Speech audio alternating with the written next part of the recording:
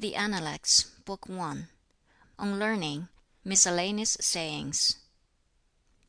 To learn, said the Master, and then to practice opportunely what one has learned, does not this bring with it a sense of satisfaction? To have associates in study coming to one from distant parts, does not this also mean pleasure in store? And are not those who, while not comprehending all that is said, still remain not unpleased to hear, men of the superior order? A saying of the scholar Yu: "It is rarely the case that those who act the part of true men in regard to their duty to parents and elder brothers are at the same time willing to turn currishly upon their superiors.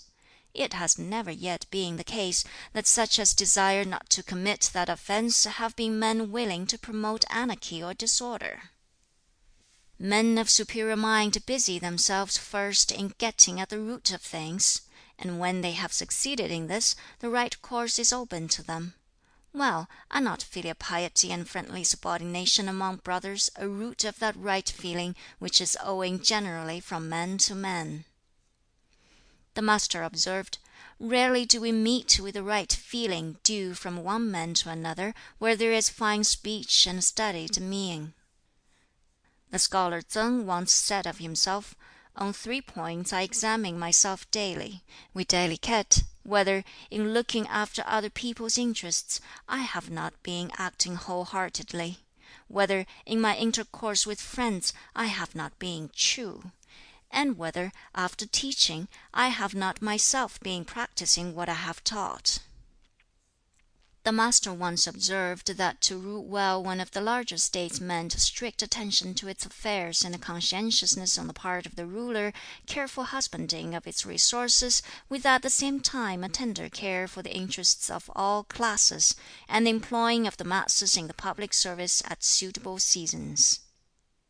"Let young people," said he, "show filial piety at home, respectfulness towards their elders when away from home, let them be circumspect, be truthful, their love going out freely towards all, cultivating good will to men; and if in such a walk there be time or energy left for other things, let them employ it in the acquisition of literary or artistic accomplishments." The disciple Tsz hiŠ said, "The appreciation of worth in men of worth, thus diverting the mind from lascivious desires, ministering to parents while one is the most capable of so doing, serving one's ruler when one is able to devote himself entirely to that object, being sincere in one's language in intercourse with friends, this I certainly must call evidence of learning, though others may say there has been no learning." Sayings of the Master: "If the great man be not grave, he will not be revered, neither can his learning be solid. Give prominent place to loyalty and sincerity. Have no associates in study who are not advanced somewhat like yourself. When you have erred, be not afraid to correct yourself." A saying of the scholar Tsang: "The virtue of the people is renewed and enriched when attention is seen to be paid to the departed, and the remembrance of distant ancestors kept and cherished." Tsz k'in put his query to his fellow disciple Tsz kung. Said he, "When our master comes to this or that state, he learns without fail how it is being governed. Does he investigate matters, or are the facts given him?" Tsz kung answered, "Our master is a man of pleasant manners, and of probity, courteous, moderate, and unassuming. It is by his being such that he arrives at the facts. Is not his way of arriving at things different from that of others?"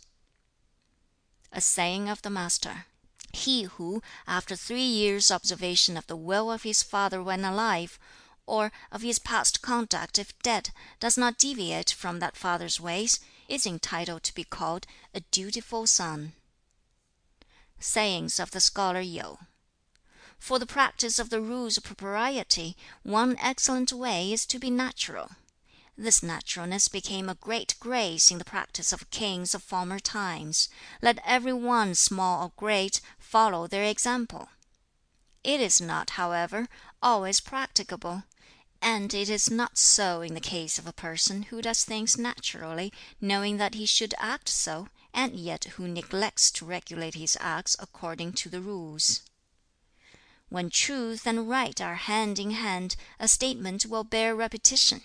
When respectfulness and propriety go hand in hand, disgrace and shame are kept afar off. Remove all occasion for alienating those to whom you are bound by close ties, and you have them still to resort to.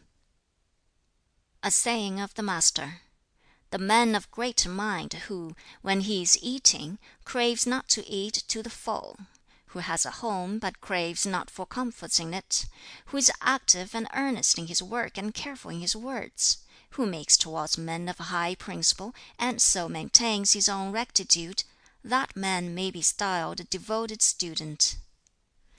Tsz kung asked, "What say you, sir, of the poor who do not cringe and fawn, and what of the rich who are without pride and haughtiness?" "They are passable," the Master replied, "yet they are scarcely in the same category as the poor who are happy and the rich who love propriety."